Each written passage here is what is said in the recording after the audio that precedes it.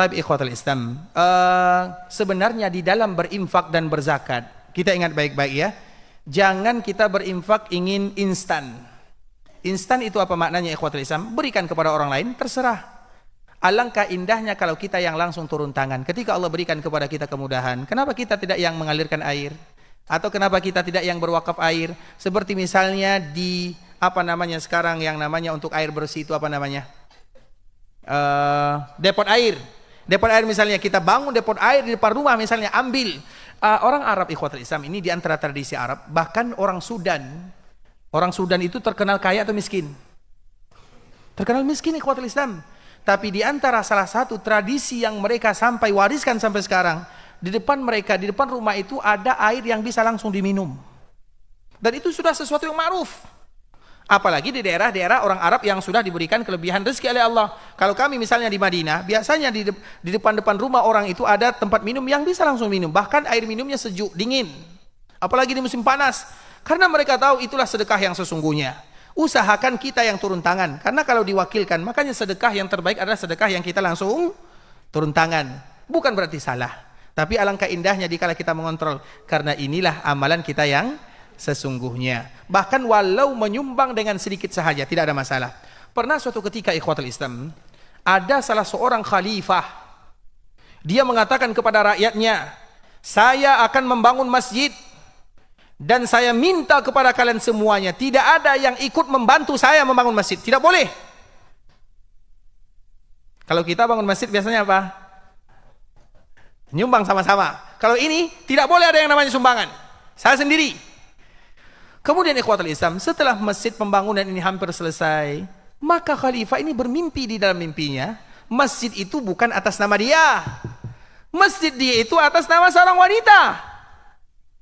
Kemudian keesokan hari, dia bermimpi lagi sama. Maka dia kaget. Kira-kira wanita ini siapa?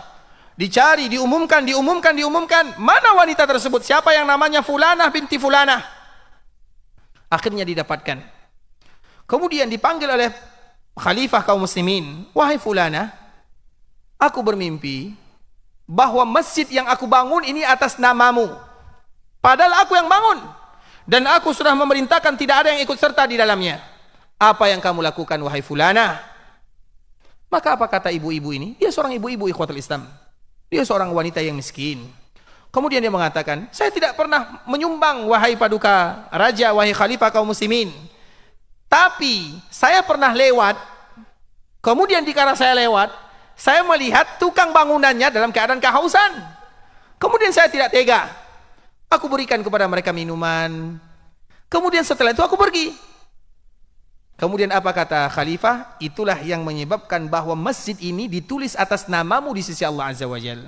Padahal dia tidak menyumbang apa-apa, tapi karena keikhlasan itu yang dia punya, kasihan hatinya yang mungkin dia ingin membangun rumah Allah Azza wa Jalla atau melakukan yang terbaik untuk kaum muslimin, tapi dia tidak punya. Tapi hatinya yang senantiasa bergantung ditulis atas nama dia.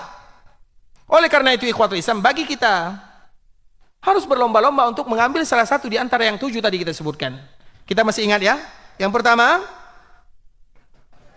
anak saleh. Anak siapa? Anak siapa saja? Karena tidak semua kaum muslimin punya anak.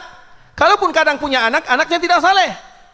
Anak siapa saja? Yang kedua, ilmu yang bermanfaat. Kalau kita tidak punya ilmu,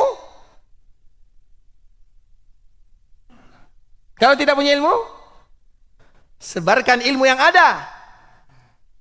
Misalnya ini kitab misalnya, kita tidak ada ilmu, tapi kita bisa buat kitab ini atau kita bisa menyebarkan kitab ini. Itu ilmu yang bermanfaat namanya. Kalau demikian ikhwatul Islam, tidak ada yang bisa menyebarkan ilmu. Kemudian yang ketiga, sedekah jariyah. Yang keempat, air. Yang kelima, Al-Quran yang diwakafkan. Yang keenam, air yang dialirkan. Yang ketujuh, pembangunan masjid. Ambil salah satunya. Kalau kita tidak bisa bangun musholla, bangun masjid misalnya.